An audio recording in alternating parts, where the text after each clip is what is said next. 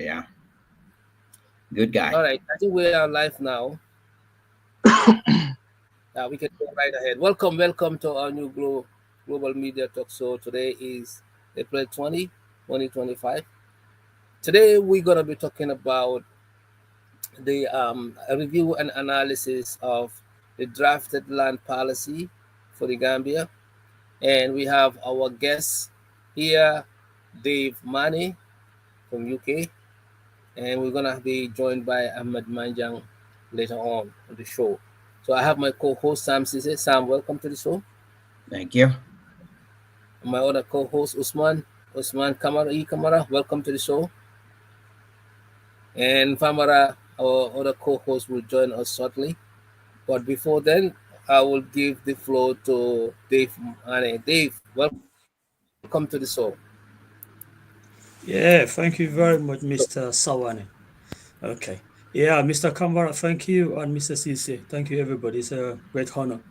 Yeah, my great uncle reached out to me in Famara, and he spoke about this draft land policy. I'm like, okay, I'm not the most eloquent person in the world, but yeah, I'll volunteer to join in. So here we are. I just like Famara. I'm also from Brufut. I live in the UK. I'm a land right activist. That's about it, really. I'm a very boring guy. No, that's not boring. Tell us about Dave Manneh, and then what is who are you, and what are your areas of interest and accomplishments, and also how are you related to this topic? Like I said, I'm just a single village boy from Brufut. Very simple. I've lived in the UK for a while. My profession is in IT. Also do academia. So my background is like what they call computational social science. I do computer science. I'm also an anthropologist and sociologist by training. I'm very, very passionate about the land issue in Combo. I'm one of the first victims, yeah, Jammeh's victims, where I lost a huge tract of my land given to Mustafa Njai. And since those days, I've taken a vow that this land issue, I'm going to pursue this to the very end. So here we are. So I'm very passionate about land issue. Keeps me awake at night. I can tell you that. Wow. Excellent. So can you talk us through this land review and analysis of this land drafted land policy? Do you have what is your take on this drafted policy, and how would this help the Gambian populace? Well, I mean, it's a good start because I think for the very first time, the Gambian state is actually written a document. Not actually, it's not their initiative. That's incidental, but we'll talk about that later. But we have to give the devil his due. For the very first time, they written a policy paper. They publish it for the public to seek their feedback. I think we have to say thank you for that. Really, yeah. It's got a lot of shortcomings, I think. But then again, I'm a land right activist, so maybe my views might not be very, very objective. So there you go. So I need to raise my hands up and say that, my lens, the way I look at it, through the perspective of a land rights activist. So some people might argue that that's not very, very objective, very subjective, but I'm quite happy to accept that. There you go. But yeah, we have to give the devil his due. There are stuff in there. I'll be very specific. For us in Combo, State Land Act is a problem for us. It's a wound that continues to be devastating to our community, our society. Because when the state could declare our ancestral lands as belonging to the state, that is a problem for us. Yeah. So that's Famara. Yeah. I mean, as anybody can imagine, I mean, somebody I'm a land right activist and concerned about the effect of the state's land on my people. The first thing I look at any draft policy to do with land is I'm going to look sorry, at Mr. Manneh, can you hold for a while? Famara, can you mute your mic, please? All right, thank you. Mr. Manneh, proceed, please. Yeah, that's good. Just say Manneh, you don't need to say Mr. Or just call me Janchu. I'm not into titles. I just like to be called Manneh or Dave. Yeah. Yeah, don't worry about Mister. It's fine. Yeah. Okay. So as I was saying, yeah. So my first thing is like 100-page document. I reviewed it. I'm like, okay, what is here? Are there any changes here? Are there any repeals? Yeah, to do with the State Land Act. What is the government saying about my people and our land of inheritance? So that was my review. It's very critical. And then I spoke to some people on the ground. I'm like, okay, I'm happy to volunteer to do a summary of this 100-page document. I'll send it to them in the Gambia, and somebody also took the trouble of volunteering to translate into Mandinka, and they share it out amongst WhatsApp groups all over Combo and far beyond Combo. And they were in the process of like collecting feedback. Then I'm collecting them, and I've written like what we call a critique, or that our response, or if you want to call it our contribution to the policy, the draft policy. So, is there anything in the draft policy that you actually liked, and then is there is other stuff that you agree with? Oh yeah, yeah. I mean, like I said, the simple fact that they have a policy they publish for the public to give feedback, that's a huge development. I don't think we've ever had that in the Gambia, to be honest with you. But then for me, straight away, what I look at it, I mean, again, this is through the lens of an activist, right? I'm a land right activist, so I need to be very, Mr. very fair. Sawaneh, Mr. Manneh, I want to quote you shortly. Sorry for the observation. Can we look at the overview of the land, and then later on we look into the detailed material that you have observed, and from there you can make your recommendation. Now, first, let's look at the overview. Mr. Sawaneh, I wish to, if you can observe that, we look at the overview of the land, and then from there we can go into some of the observation that he believes. And from there, we can look at some of the recommendations that he believes should be injected or should be included into the whole thing. And from there, we can give our conclusion on the matter. Mr. Sawaneh, please, can you observe that if that's possible? So.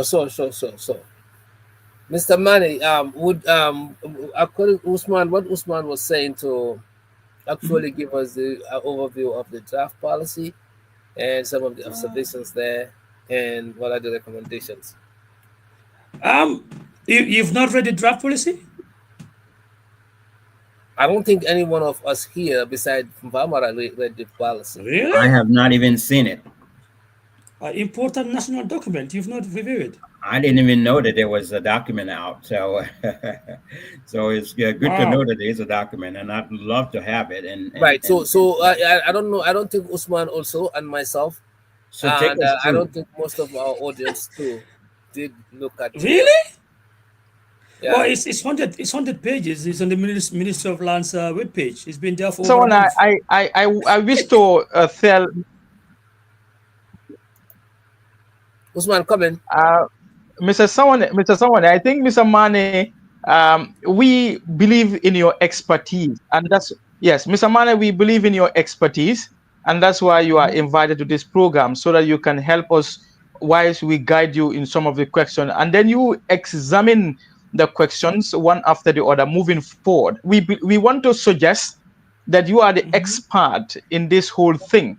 Even perhaps we have read it or we have not read it, but here we want to pretend that you are the expert, and that we want to hear your honest opinion from the whole policy document, and from there we can also give our perspective, if possible, moving forward into the program. I hope you understand, Mr. Manneh.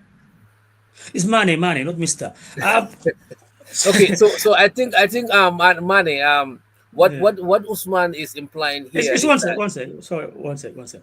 I'm not an expert. I'm just a land right activist. So I review the document, the policy, from the perspective of somebody who's a land right activist.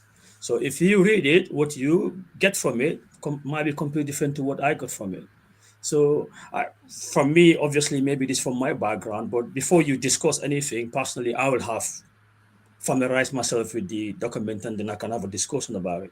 So it's a bit of a shock to me that neither of you have read the document. It's such an important document. That's just not to tell you off as if you were students or anything like that, but it's a bit of a surprise, really. And that's not just you. I've spoken to a lot of people in the Gambia. It's like they're not aware. I'm like, well, this is such an important document. Why not aware? But then, obviously, because somebody like me and Ahmed Manjang, we are obsessed with this land issue. Yeah, but basically, it's a 100-page document. It's 100 pages. So what I can give you is a brief overview. I don't know if that's gonna do it any justice. Right. That It's a would, yeah. That would help. yeah, Yeah. it's yeah, okay. It's not being initiated by the Lands Ministry, by the way. That's just incidental. WACA is the West African Coastal. It's a funding from the World Bank to basically try and strengthen the coast of West Africa. So through that, through the WACA and Ministry of Environment, they realized that West World Bank realized that the Gambia doesn't have national land policy. So basically, the ministry had to rush to basically draft a national land policy. That's why we have this document in the first place. So I think some of the projects are already ongoing in the Gambia, where I think they are doing some mangrove swamp. I think they plant a lot of mangroves. So it's all part of that fund. Okay. So part of that, some of them is very formulaic and very template. It's like, okay, you have to have a right for women and children and what's it called? It's all very what do you call IFI, International Financial Institution. They have a template, they have a formula. If it works in Papua New Guinea, GNS will work in Gambia. Why? What they do have in common? They're both black countries, even though one is in the Pacific, one is in the west coast of Africa, but they're all black countries, they're all developing countries. So whatever we impose on Papua New Guinea, in theory, it doesn't work in Gambia. So those are some of the problems I have with it. So yeah, I don't know if that helps, but that's just a brief overview of the document and what its rationale is. But I think even after today, you guys should give you the chance and try and read the document, because I think it's quite important. Right. Okay. So before Ousman and Sam comes in, I just want to just ask you a few things. I mean, like a question on this land policy. I know this is one of a kind, and of course, it is right. It came at the right time, because there are a lot of disputes when it comes to lands and then rightful ownership and so forth. So, do you think this has really solved our problems at this point of time? And if so, what do you think is the conviction of the state, in making sure it is fully implemented? Because our problem in the Gambia is we can have nice, ideas, nice documents, nice policies, but the conviction from the state or from the individual stakeholders are not there to make sure that those policies are implemented. Yeah, I mean that goes to the very foundation of policy implementation and policy documentation and policy formulation. I mean, formulating a policy and implementing a policy are completely different. And you also got to understand the Gambia, just like most other what do you call third world countries, developing countries. Everything we do has to be funded by somebody. So this document drafting is being funded by the World Bank. The implementation probably will have to be funded by somebody else, some institution. So if there is no funding, there'll be no implementation. But again, I'm going to be talking as somebody who is a land right activist, and it's going to be very central. I'm going to be centered on the 1991 States Land Act, which basically nationalized the lands in Combo. Okay, so the effect of that is been felt deeply on my community, on the Gambia. And then obviously some of those goes back historically. It can go back to what they call the accident of geography in history, whereby because of geography, because of the milder climates, the British obviously located most of their offices and even their residents in Combo.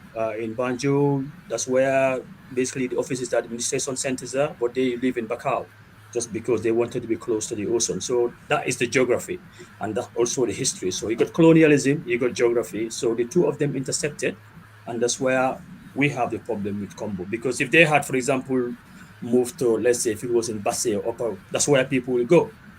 So that's just natural. That's the way human beings are. You and I, we are in the West because we came to improve ourselves. So other people move from other parts of Gambia to come to Combo because that's where the opportunities are. So they want to improve themselves. So that's where we are. All right, perfect.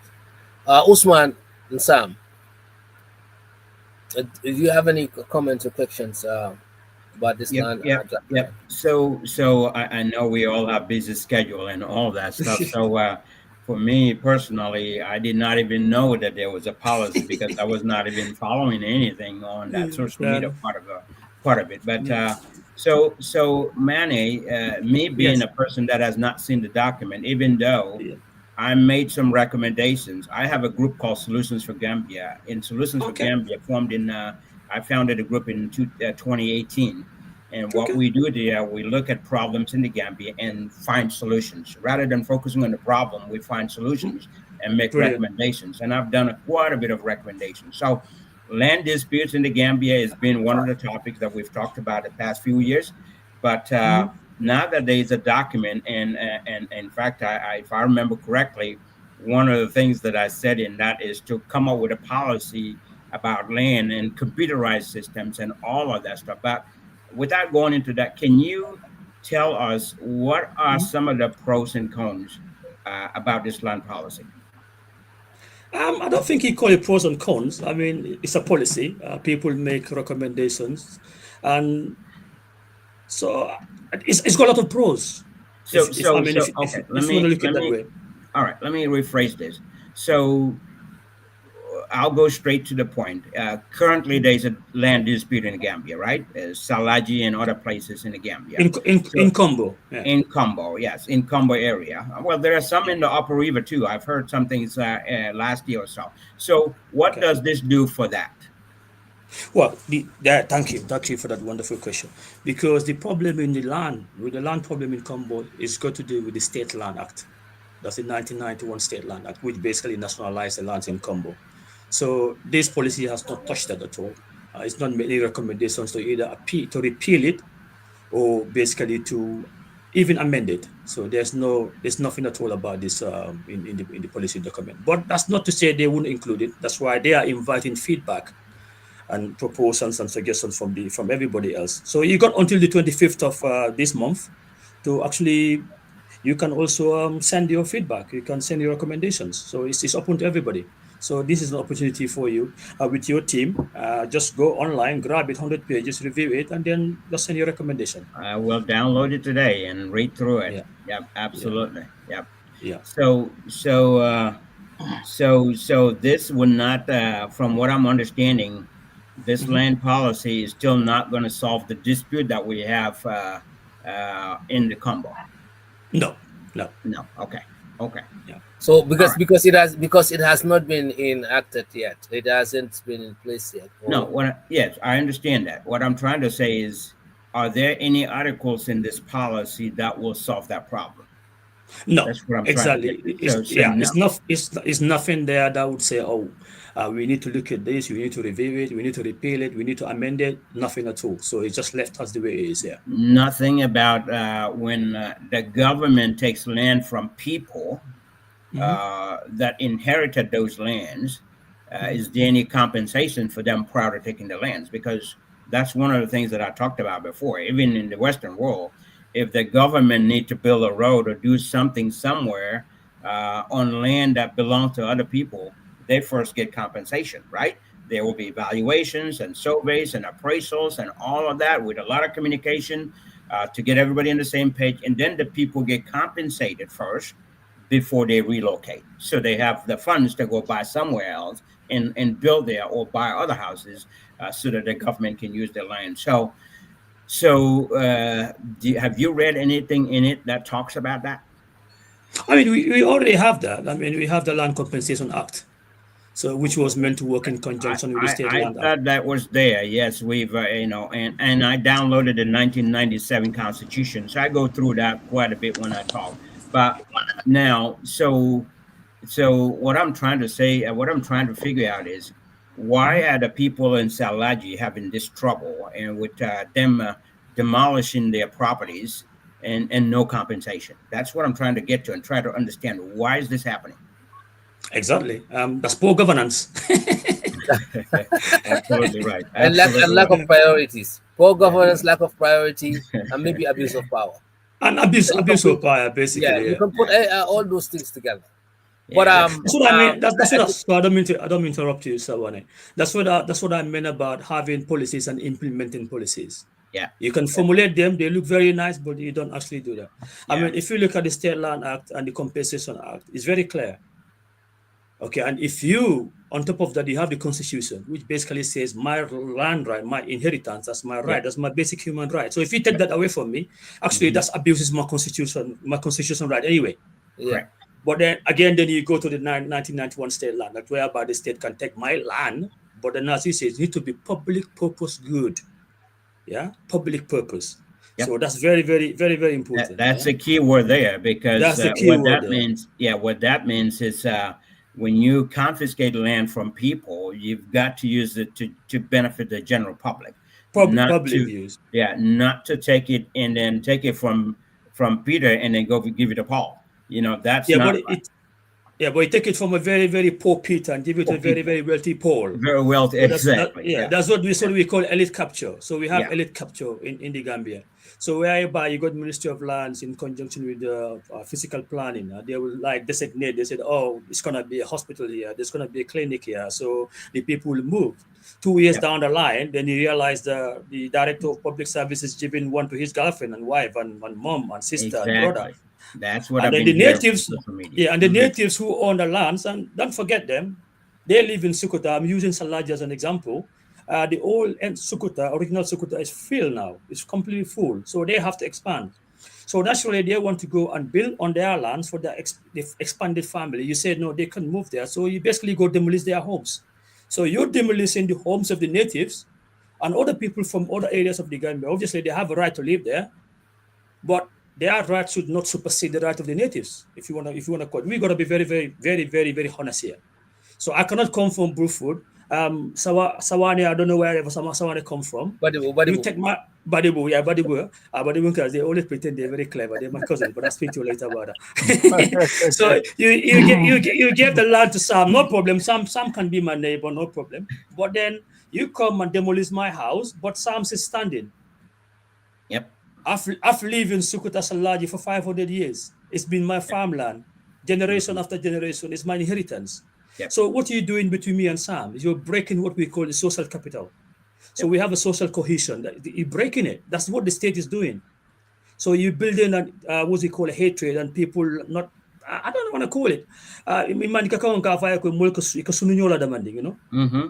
So, Yeah. yeah. So That's so right. it's very, very detrimental. It's not very good. So you see people say, oh, Kombunkers don't want us to live here. I say, well, hold on a minute, I'm friend. We don't hate you living here. Kombunkers give land to people for free. But we come to the stage whereby there's not enough land. So if they have to demolish my house and then leave Sawaneh's land standing, even though Sawan have ancestral land in Badibu, there is a problem there. There is a problem. And I think Sawaneh should admit that. And Sawaneh should say, yes, something is not right. That's what I was telling people. I'm like, this is not a combo fight anymore because we are very, very personally invested and involved in this. We want external people who are not from Combo, either live in Combo or don't even live there to say, guys, what is happening in this place is not right. What can we do as a community? Because in the Gambia, we all say we're family anyway. So if I'm your family, I'm suffering, why aren't you raising your voice? Yeah, it That's my should be a question to collective. Gambians. Yeah, it should be a collective, Effort. collective effort. Yeah, yeah. Thank Yes. you for that. Usman can come in. Yeah. Thank you, Sam. Yes. Thank you. Thank you so very much, Sam Ceesay, for those wonderful questions. Manneh. Now I think I will just go with the subject matter, Manneh, and then we move on. Manneh, No. we understand perhaps you are not the best of expertise in this whole thing, but we want to believe that you have a deep knowledge and, of course, very huge interest in the issue of land matters. So that's why we want to believe that this particular subject matter has a typical connection with you. Moving forward into this whole thing, Manneh, this policy, if you look at it centrally, Kulai said that because Combo is hugely affected with the land issues, and that's why this policy come into existence. Can I suggest project that? No.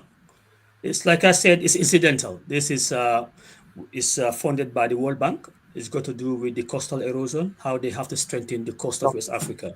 So that's very incidental, yeah. Okay. So I think they're doing some mangrove. I think they actually planting some mangroves. I think that project is still ongoing anyway. Yeah. So it's very Let's incidental. The let's Minister go. of Land didn't say this.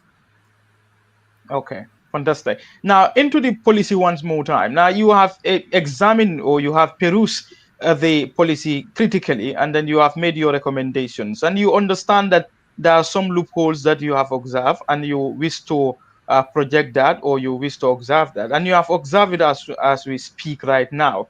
Now let's look at some of the loopholes that the policy didn't capture, and you have captured that, and then you are very hopeful. Perhaps the final draft or the final policy coming up will include your that observation. Let's look at your observations that you have included into the draft one. Well, I wouldn't call them a loophole. A loophole is basically finding faults. So it's not a loophole as such. But yeah, I went through the policy and I've created, I've formulated. This is not me, by the way. I have a whole people. It's a whole community. You got Combo people in the diaspora and Combo people back on the ground.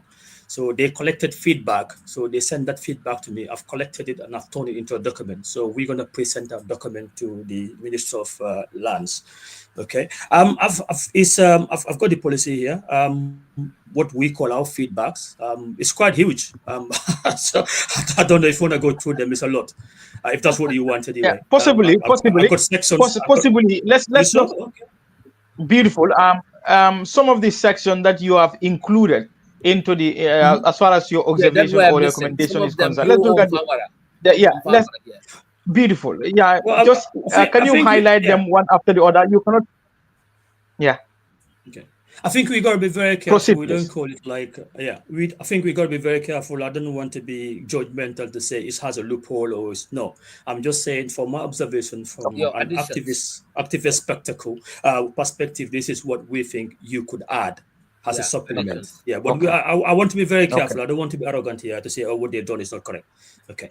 So we went through it. That's understood. And then, I got the community feedback.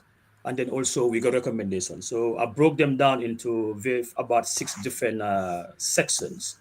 So the first one, I call it recognition of customary tenure. So some of the point we made is like, even though the draft policy recognizes customary tenure, there are concerns within my community that it subordinates this system to the state law. Okay. The policy acknowledges a tripartite land tenure system that exists in the Gambia, which is like our traditional one and also Western-based one. But then the rights there, it poses. Again, we are very, very, the State Land Act is very central to us.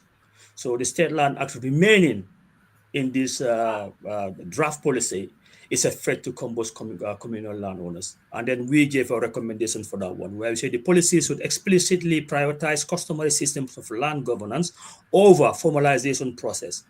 It must enter indigenous traditions in land governance. If we want to implement land governance, make sure our traditional systems, our indigenous African system don't get thrown to the side because they think that they are not civilized or they're old school.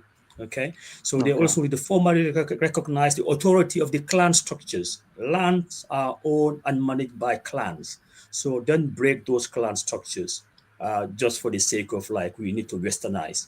Okay, right. So also document and codify customary law. Make sure the customary law is our law, it's indigenous law. It's not any inferior to any other law they imposed by the British or by the Americans. It's our law. It's only us who can say our law is also good enough. Nobody else would. So it's very simple. I mean, it's not stagnant. We also have to change our laws, but make sure it doesn't get destroyed and thrown out and discarded in this mistaken notion that anything African is inferior. I think we're doing ourselves a great disservice. Okay, so we said you create a hybrid governance system, which we have. It integrates the traditional authorities within these modern quote-unquote administrative structures. We're happy with that, but don't discard what is ours and basically embrace what's been imposed on you. Okay, so we say respect oral traditions. People have got oral traditions. You can document them, you can codify them, but don't disrespect them. Don't discard them to one side. That's our one point. So the second one was the State Land Act 1991 and the Land and Acquisition Compensation Act. This is what Ceesay was asking earlier, right? Is that Sam, right? Sam Ceesay, yeah. Yeah. Yes. Okay, yeah, Sam. Yeah. So the committee identifies the State Land Act as a major catalyst of dispossession in Combo's history. Yeah, it enables the state to seize our communal land without adequate compensation. The draft policy proposes amendments, but this fails short of addressing these fundamental flaws. So for us, it needs to be repealed or the amendment has to be very, very, very significant. You cannot leave it in the state it is in. So we say the policy must explicitly commit to the repeal of the State Land Act. If the immediate repeal is not feasible, we recommend is substantial amendments to effectively prevent arbitrary land acquisition, like we said. All right, you come to Bruford, you take a huge plot of swat of land, you give it to an individual, they build an estate there. The land is worth values of $20 million. And what did the state compensate the people? $500,000, $250,000. This is true, by the way. Famara will tell you. Okay, so we also recommend retroactive review of all land transfers under the Act. Yeah. So this 1991 Lands Act, it came under Jawara, but it actually exploded during Yahya Jammeh's time. Okay, so these lands you give to estate developers to build on it, and they just tell them you do Yarambamba and Brufut, what do you call even Brufut Heights, by the way, but what do you call Brufut Gardens and AU Villas? They are real value. We need to go back and talk about it. And retroactively, we need to review that land transaction. We know the value. Okay, you return all undeveloped portions of land you've taken from Combo. You say, oh, this is going to be put on the side. You're going to build a hospital here. You're not doing them. Give it back to the owners who own them. So if we want to build a hospital again, you come back to us. We go and discuss it once again. So Combo will have people who are trained as legal experts, people who are activists, and people from all sections of society who will come and sit down with the government. Then we can decide what we're going to do with our land. But somebody coming from above and just basically dropping down laws on us, and we have to accept it. We think that's a no-go area. So the third area we call is called equitable access to land. The policy aims to ensure equitable access to land and security of tenure for all Gambians. We are happy with this. However, it needs to be more concrete measures on how to achieve this for communities with pre-colonial ownership of lands. Because it's very, very important to remind people that the Gambia itself is only 135 years old. So people and the ownership of their lands and communities, they predate the Gambian state by 500 years, 300 years or more. So just because we have this colonial space, it's what's it called? A result of the French and British agreement of 1831 onwards, doesn't mean that people who own their land prior to this actually lose their land. So I think that's a very, very bad thing for anybody to actually conceive, let alone to actually actualize. So that's one of the positions we think they need to look into. So some of our recommendations on that, the policies should detail specific mechanisms to ensure equitable access to land for all Gambians, all citizens, no problem. But particularly the land-owning communities whose claims predate the colonial era. This would include clear legal and administrative pathways to secure their rights, recognition of the unique circumstances of Combo as a region under intense land pressure, special provisions for communities that have suffered dispossession. So now we come to what is happening in Salaji. So this is Sukuta people's farmlands. So in Sukuta, they don't fit in Sukuta anymore, so they have to expand naturally. So when they expand to their land, the state said, no, this is being put aside for, what's it called, public purpose use. And then all of a sudden they sold them out to elites and people who are politicians, the people who are connected, and they building houses there. The original Sukuta people, the indigents, and you demolish their house. We said that is that's a recipe for disaster. So I think they need to look into that. Okay, and the other option we had is what we call free, prior, and informed consent, which is FPIC.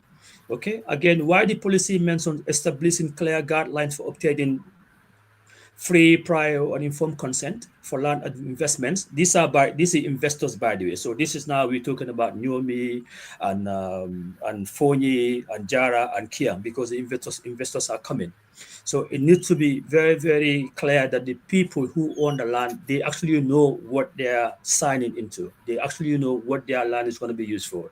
So you need to come to them, talk to them in Bandinka or Fula or Jola or Sarahule or whoever it is, whoever owns the land, make sure they understand basically what you're telling them. So we don't want to make the mistake of what happened with the TDA. That's a whole different topic. Famara probably talk to you about that. So again, we said the policy must strengthen this free, prior, and informed consent provisions by applying them to all communal land transactions, not just for investments. Anytime you got to take communities' land from them, make sure they give you free, prior, informed consent. Don't just come try to basically dictate to them. We don't have a dictatorship. Okay, establish legally binding guidelines with the right of community to say no. They have to have the right to say no. We don't want your hotel here. We don't want you to build a farm here. It's our land. So that's very, very important.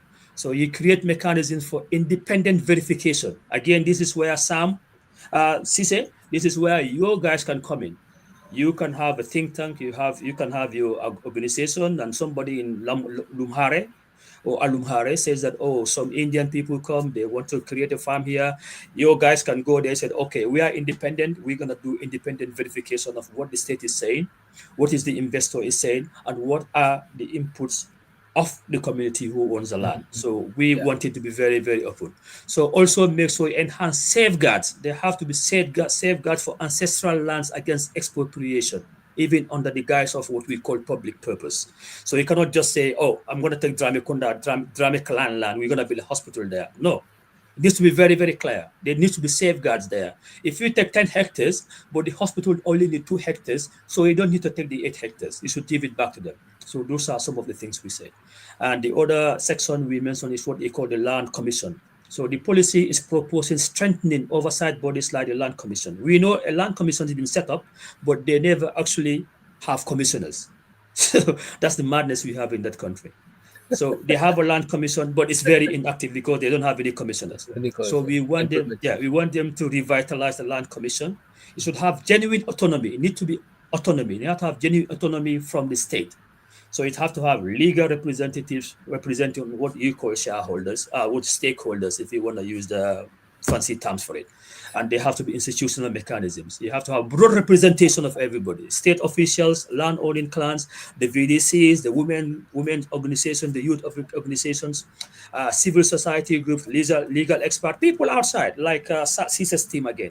Those are these. Yeah. There's room for teams like Ceesay to also send in the independent adjudicators, if you want to call them that, independent observers who will be very independent and they can give an opinion based on what they think is for the best interest of everybody, not just the community or the state or the investors. So that's one of them. So we also have to have an independent land ombudsman. This land ombudsman will strengthen the accountability of the Lands Commission.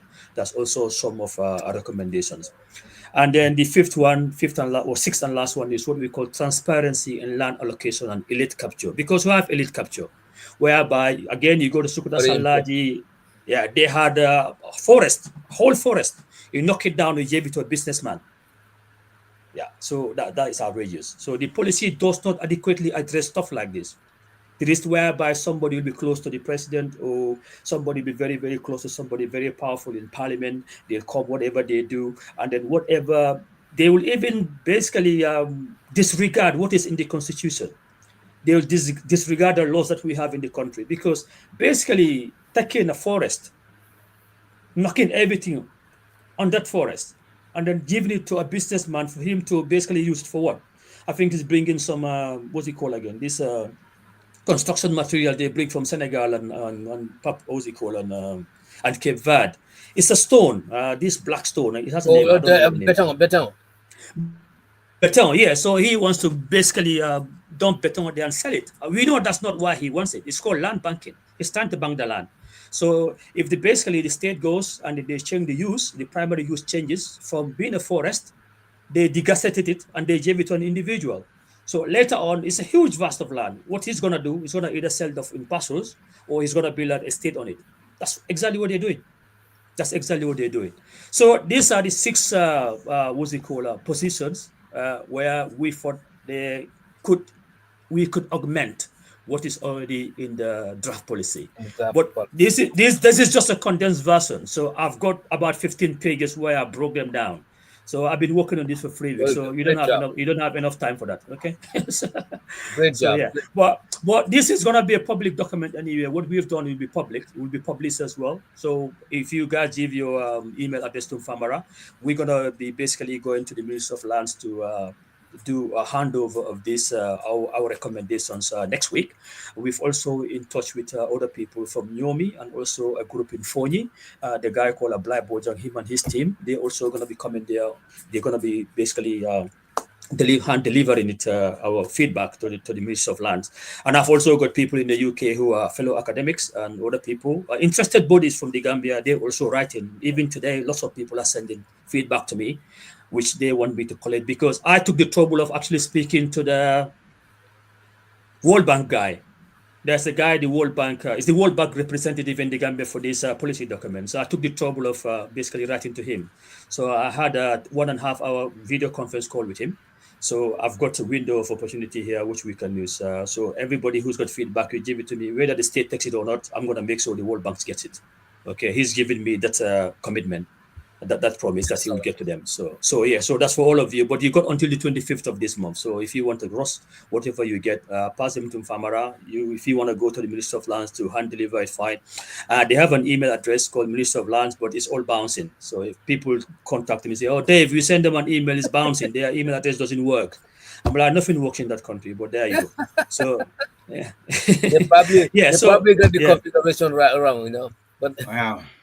Yeah. So yeah. So what's he called? Camara is gone. Ousman, yeah, Ousman just dropped. But we have Famara here. Your network is a problem there. Yeah, network problem. But we have Famara here to come in, and then Famara can just add up what you have, whatever you have left, and then Sam can come and then ask questions, and then. Yeah. I mean, my great Famara is my great uncle, by the way. He's my dad's uncle. so yeah, and no, seriously. Well, he's been involved in this environmental side anyway. But he's an amazing guy. Great guy. Awesome. Hey Dave, great to have you. You're a great asset already. I mean, Sam is interested, and Sawaneh, I can see they're getting a lot of information from you. So thank you so much. I'm actually at work in the field, so I might not stay very long, but I want to thank you so much for your time. Ahmed already apologized for not turning up today. He has another thing, like you said, he's always into everything. So, but we are very glad to have you, Dave, because he's been very helpful to people of Combo and in my community as well, because he is very passionate about, land rights and then, fighting injustice, especially when it comes to the land rights for the people of Combo. So he has been very, very helpful. And then I'm not surprised what the great work they have did. I've not seen the document, but I've listened to all the audios that has been, interpreted in the different local languages shared in various platforms. And I can already say the reaction we get so far, people who've listened to that audio, and they quite, believe in your suggestions and recommendations. And I think that's the way forward. Yeah, is Famara there? So we look forward to the consultant, because Kombo also, a little bit summary. So this will help us a lot. So Dave, I want to ask, because you mentioned about the TDA. Now, knowing exactly what happened in 1970, like the land agreement between the people of Combo and the government of the Gambia, which we understood expired way back in 2021, even though, there is no records in the government system about the renewal of that agreement, because when it goes to land, they will say it was renewed again in 1990 or in 1992. And still, this is something that has been very interesting to the people of Combo, especially in our community in Bruford, because our former Alcalo, Pa Khalifa, was one of the signatories of the land agreement between the government of the Gambia. And the GT board recently was very surprised that the people of Bruford knew about this, because we were already talking to them about a piece of land in Sani Mentereng and then the local fishing area in Ghana Town, because GT board has actually allocated 3 plots of land for a development of hotel. But we told them that it cannot happen because, first of all, legally, Karenti is legally protected by Department of Parks and Wildlife or the government of the Gambia. So the department has the legal mandate when it comes to protecting that land. So another institution like tourism cannot just come and allocate a piece of land for a hotel development. And then we justify our reasons. And they were surprised that we know what happened in 1970. And then they were able to confirm, yes, there was an agreement. Now, I want to know, with this agreement that has been done by the government of the Gambia, and then now knowing GT board also having an administration of land in the tourism development area. And of course, you've been advocating for the the state land to be, to be reviewed again. Now, how is all this going to fit in this land policy? Is it which one is going to override each other in terms of tourism and, of course, the draft land policy? So I don't know whether this agreement we had, our people of Combo had in 1970, is going to stand or not. So that's going to be my first question. The second question is, you mentioned also about Salaji issue. And then the big confusion we're having in land demolition and also, evicting people out in the so-called state land. And these people are also claiming that they went to the same government offices, to request for approval to build their houses. And yet the same government or the same office is coming to demolish their land. What is the problem here? Why are we not, government institutions not talking to each other? Why is it that always is always a conflict when it comes to, serving the government and also implementing the government policies and the rights of citizens? So this has to stop at some point. And the people of Combo has been a very much victim, not only in Salaje, because you also mentioned about, Burfoot Heights, what happened there, and how TAF was able to acquire those pieces of land and denying the rights of the citizen. And Burfoot Heights have been totally allocated, to government people and other people as well. But the rights of the citizen of Burfoot were never considered in this allocation. So I don't know how it's all going to fit in this land policy, considering the view that, tourism and other related developments are also, on a high, increasing very well in the tourism development area.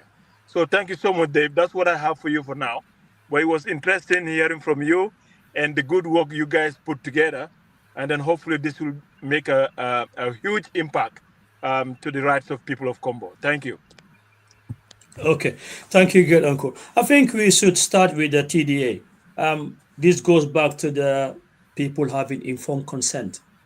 So if you come to our elders, our grandparents in those days, you come Baba Jawara Natana, lafta Banko, Dukula Mulbe, lafta tourism Kajang Hotel. You talk to them, you said, yes, fine. We give it to the state. That's perfectly okay. So these are very simple people, and they had at heart, they had the best interest of the Gambia at heart.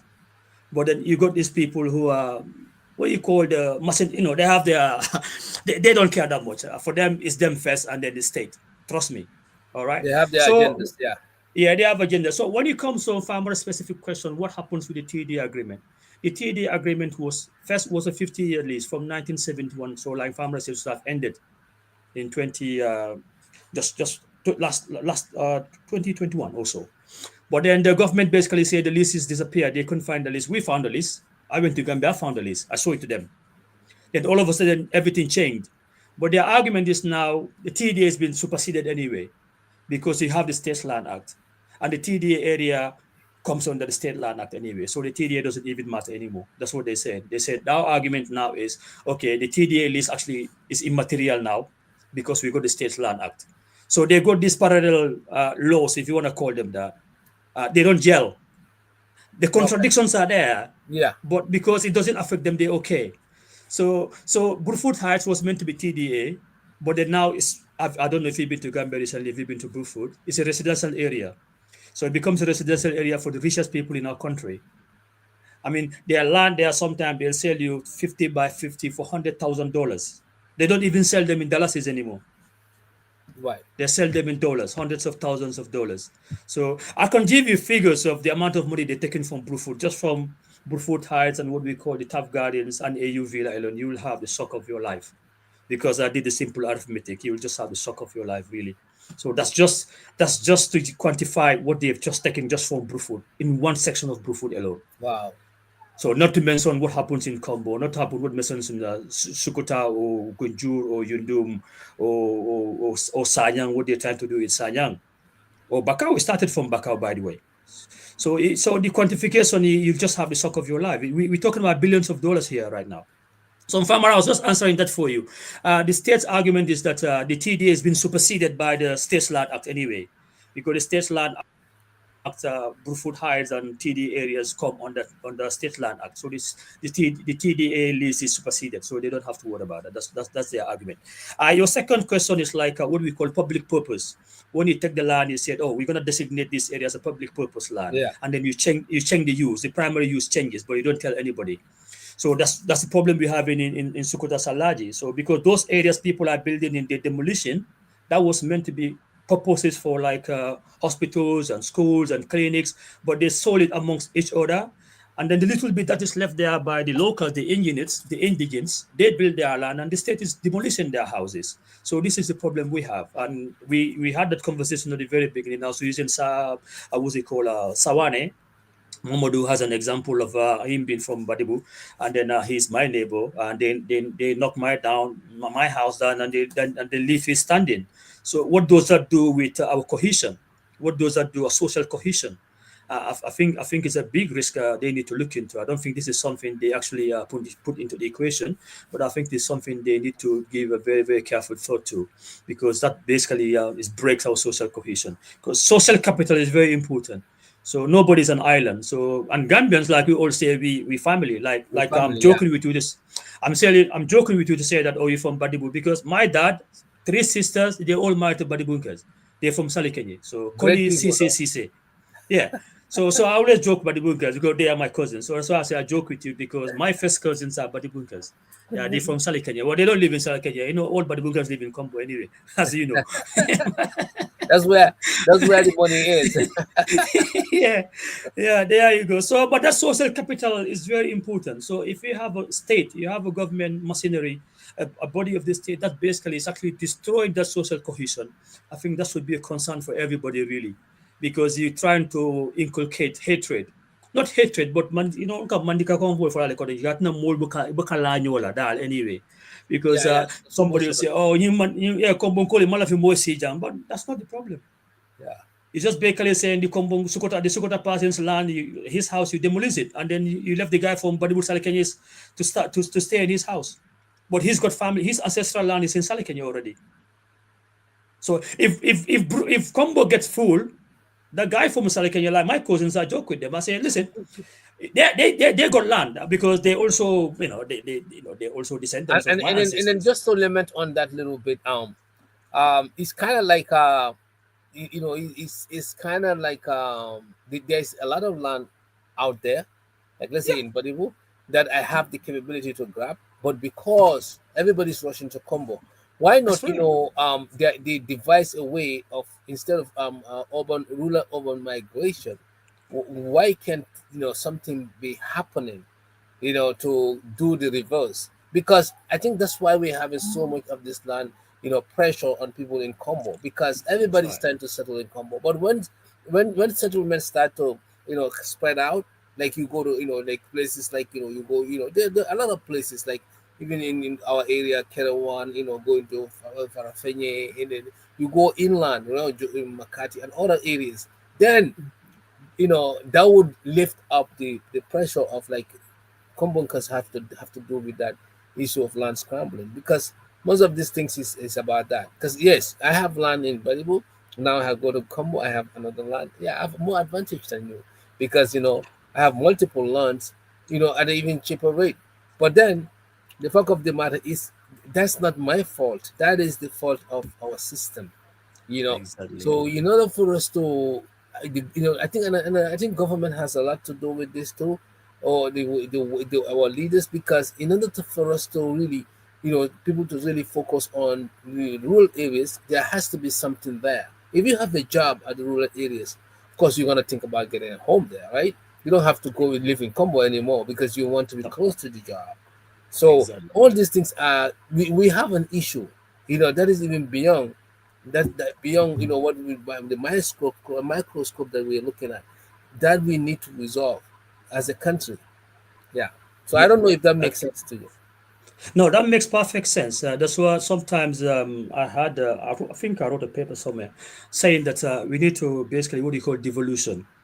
In the UK we have a devolution because you have whereby the Wales have got its own Wales government. You got Northern Ireland's got Northern Ireland Assembly, and you got Scottish Assembly. So basically, what happens is like London being the wealthiest, will actually give them money. So London will actually give money to Scotland for Scotland to also do some developments. So, Exactly. but these are states, these are different countries, by the way, but they created the United Kingdom, as you know, in Great Britain.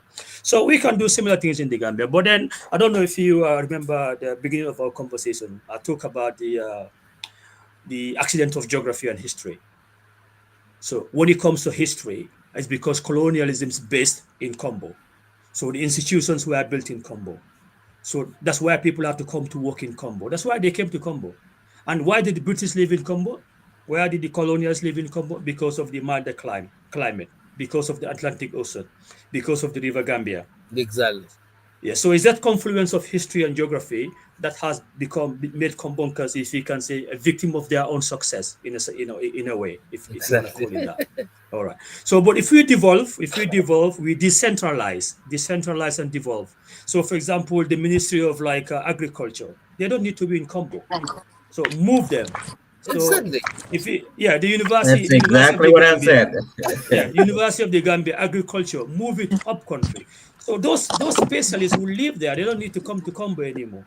Because I'm gonna use us as an example. Why are we here? Why are we not in Gambia? I'm in the UK, you If, are in America, if what we are having here is in the Gambia, we wouldn't have been here. because we want to improve ourselves, and that's Yeah. very, very instinctive as a human being. So it's whole part of human being. From if you want to be religious, you go to Bani, Adam, Andabila Adam, our ancestor, or if you want to be very scientific, you go from evolution. All right, from evolution time, people spread out. So they said mankind started from Africa, human beings, and they spread out. So why do you spread? You spread because you want to improve yourself, you want to improve your lot. So that's why I'm not in food today. I'm in Hampshire. That's why Ceesay is wherever he is in the US, and you are where you are. In fact, my great uncle Famara is where he is. So people come to Combo because there is something for them to come and improve themselves. So if they come, they build a home, they want to bring their families over, just like we do here. We go home, we live here. Some of us, we go bring families, we bring wives, we got mom, we bring moms, we bring our brothers. That's just human nature. So the Gambia is just a microcosm of that bigger human evolutionary history. So it's nothing new there. It's nothing new there. Right. So okay. I don't want to call you Mister because Money. the money. Money. You mentioned about transparency, in Yeah. this new draft. Transparency, which is very important because we have seen a lot of land allocation after the transition. Like some, the argument when Borough, government was allocating lands to some of the people working, and then it was also Zeno Dabo has also been have given land to some of his family members and so forth. So this new land policies has transparency highlighted there. I had you mention that. I think that is a great that is very very important because that would really really make everything visible when it comes to land allocation and also land entitlement. So I just wanted to point that out. That is something that need to be clear because if that was not if we don't if that's not stated well, you can see people owning lands without the public knowing which is which, and then also people also who are entitled to loans need to be they need to be like you saying that they need to be I don't know if that's in this land policy, but we see that double case lands are allocated to different people, and it has always been a problem in the Gambia. So I don't know if this new additions would address that, but that is also really important when it comes to the land policy, so that there is no way that could happen. I'm in real estate, so I know when we are doing any transaction, we have title companies. Rarely, rarely you buy a home here. Sam cannot buy a home and owned by David or Famara. Rarely, because you have the attorneys involved, you have everybody involved. I've been in real estate for how long, and there is no an incident where somebody say, "Oh, somebody claimed to me this is my land.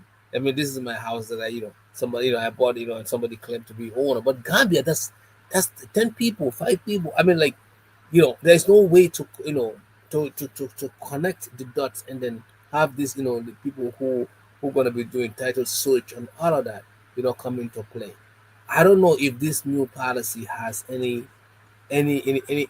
help with that, because that is the biggest problem when it comes to land conflict in the Gambia. Okay. Multiple people on land.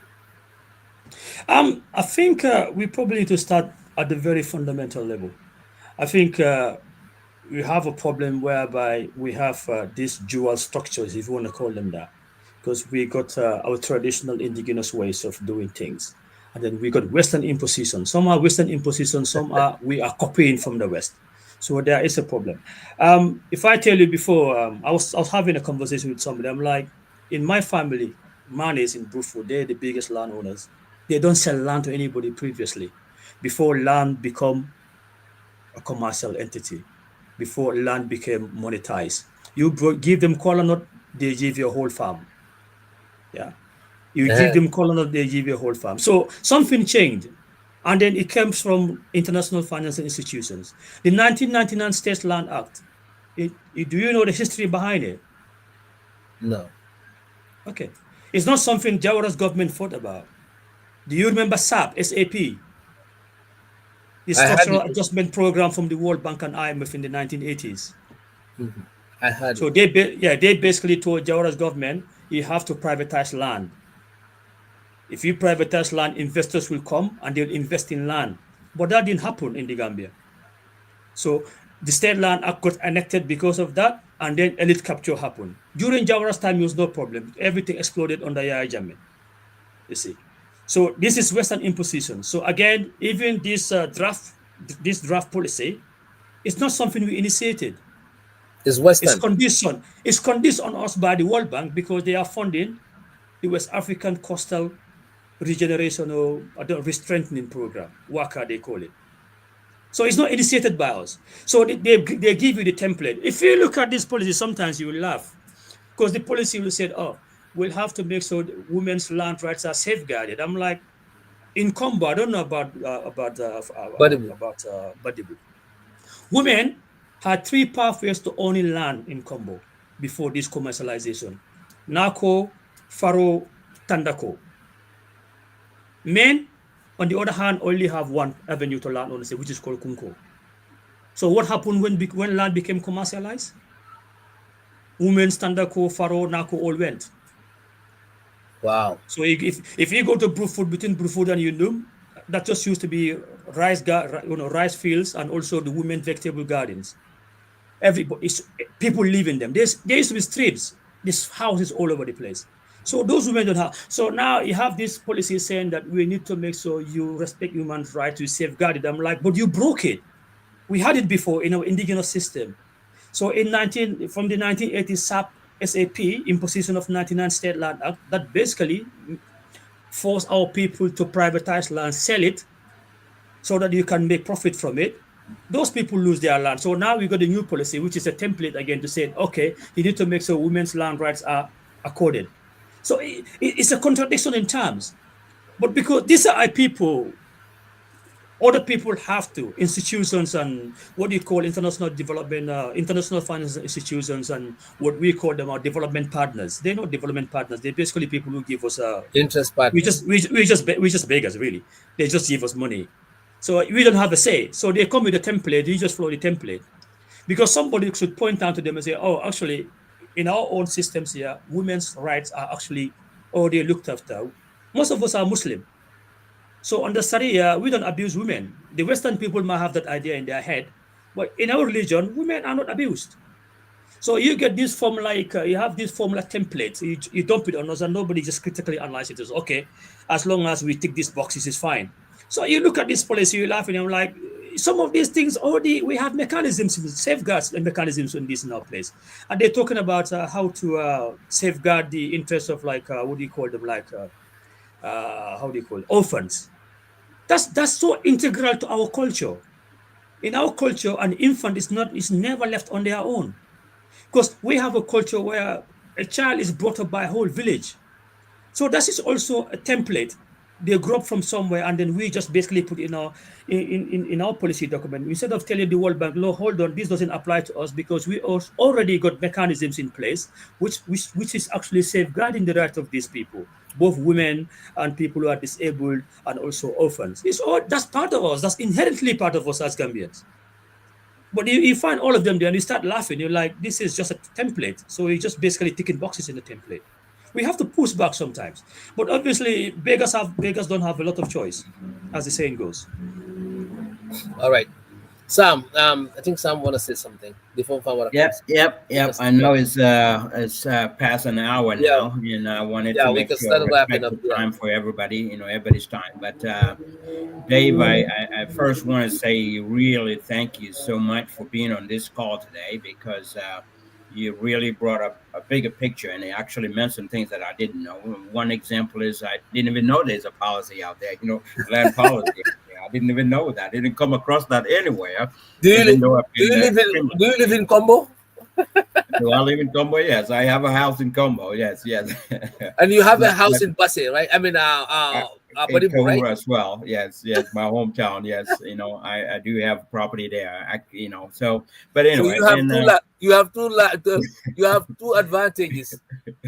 Sorry, I don't want to interrupt, but I just have to make this point. I was just having this conversation with my cousin who was in Gambia in September. Mm-hmm. I'm like, listen, your uncle, that's my dad, gave you land in Bruford. Yeah, you got a house. Your dad gave you land in Badibu already in Salikenya. Okay, you got big land there. So now, my kids have got nowhere to go, but their second cousins have a place to go. How does this work?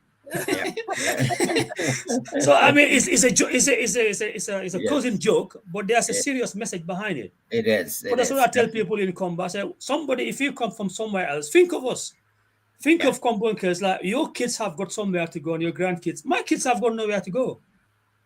Yeah. Because absolutely. If you move back to Badibu, you're not gonna give your house in Bruford back to me. You're gonna try sell it to me or rent it out to me. Yeah. And that's my ancestral land. Yeah. So that's why we need people who are not Combonkers to join this conversation. Think of this like, yes, I'm in Combo because of accident of geography and history. That's where the jobs are. That's where the opportunities are. That's where the schools were and the colleges and universities. So I went there. So obviously I had to bring my family there. But let me not forget about this Combonkers, that tomorrow my kids can go back to Salikenya or Farafenye or Kerawan. But the boy from Salaj has got nowhere to go. The boy from Bruford has got nowhere to go. The boy from Gunju has got nowhere to go. Exactly. So we would like you also to weigh in. Please weigh in. If you claim that we're all family, we are crying. We say, come and stand by our side. Shoulder to shoulder, say what is going on is not right. Yeah, absolutely. But just to continue here, you touch on something that I've also lamented on in the past, which is decentralization, because I know that the government creates a budget for decentralization. And then I said, why don't you use that and expand the government branches over, like in the Upper River divisions, in other parts of the country, so that everybody don't come to try to come to settle in Combo, and I even went to a point in another topic, a separate topic, when I recommended Mile 2 prison to be closed and build a prison at Jahal Prachar, so that prisoners can farm rice for the whole country and feed themselves as well. And I said, in that case, the Ministry of Agriculture need to move to Georgetown and be there so that they're closer to Jahar Prachar and all that. So decentralization in general is a key towards the development, is a key to alleviating some of these issues there, because what that does is it takes people outside of Combo. People will go outside of Combo, because now there are job creations happening out there, not just in Combo, because like you said, and like we all know, everybody wants to make your life better. You want to make your life better. You want to make your family's life better. We don't want to struggle the way our parents struggle. So people are going to do the right things for themselves and their families. But this is a great topic. Like I said, I don't want to take too much time because we've already passed an hour. I respect your time, but I really, really appreciate your time being here today, joining us and really giving us some details about this new policy. And I'm definitely going to try this evening and read a little bit about the policy. and see what I can get out of there. And hopefully also say give some feedbacks. It's always good to give some feedbacks. I've made some proposals for the government. They've taken some of my proposals, and then some of them have not been done. But which is okay. It doesn't hurt to ask. Ask them if they can do this. If they do it, fine. If they don't, well, you've done your part as a citizen. Asking by asking. So I will give feedbacks as well. But I just want to say thank you so much. Really, I don't want to take more time here, but I want to say thank you so much for your time. We really appreciate you, and I'm sure if similar situations come up again in your area of expertise, we will invite you to come back in here, and so we can talk about it. Thank you so much. This is my area of interest. Yeah. Well, area of interest is one thing, but when you have knowledge in something where you can educate people, then it becomes an area of expertise as well. They've tried to be modest in everything here. I know. I mean, he doesn't want to be called honorable. He doesn't want to become anything. No. Manneh is enough. He doesn't want to become an expert. Just like interest. Yeah. We all have areas that we have interest in, but we also have areas that I call them that's your area of expertise, Yes, so no, I feel very thank you for definitely to wrap it up. In Famara, I don't know if Famara has anything to say, but definitely I would just say this, then you close us. This is likewise, what Sam said. I learned so much on this discussion here. I've been a victim too. I haven't read the land policy, but I've grabbed it, of course, on the state side, on the ministry side, and also familiarize myself because it's really important to voice out. And you mentioned one thing, we should be an ally. We should be, fighting for the reality, what is good for our country and what is good for our people. Like I said, I have a home built in Gambia, Badibu, which I can stay there without even going to Combo, realistically. And now I still have a home in Combo. So it is, if you have to go to Badibu today, you probably would have a land, but you have to go through the clan system or whatever. Because the land that I built, the home that I built back, there was my father's home, my father's home, right? So I built it to the modern standard that I can even stay there without even being in Combo. I can just come and drive through Combo and be there. So putting myself in your situation is definitely not, it's not the advantages. I will not say it's not fair because there's no injustice here. It's not my fault, No. I don't think it's Sam's fault too. But it's just that we have to have common understanding and then put ourselves in a position. Today, if you don't have land in Combo, you have nothing because having to go to Nyomi or having to go to those other areas, you will go there. You can have a land there because you have money, but still, it doesn't. It's not like it's not gonna be like us. Who already automatically we had it there. It's there. We just have to build it. So that's what happened, and then now it come and buy it. So the land protection rights should definitely, look at you guys being indigenous of there to make sure that you have you get what you deserve, and then to make you equal and equity. So what everybody should be given, to what they need to be to be equal. So that's what we call equity. It doesn't have to be given the same capacity, but what's needed to be at the same level, and then maybe live with their family comfortably. So I want to I will support that, and then anytime you guys have anything, please invite me. I will talk, as a person who lives in Combo as well, and also dual resident, and I will also be able to, add my voice there. But again, one thing you also mentioned, this land policy being drafted, being sponsored by World Bank and other people.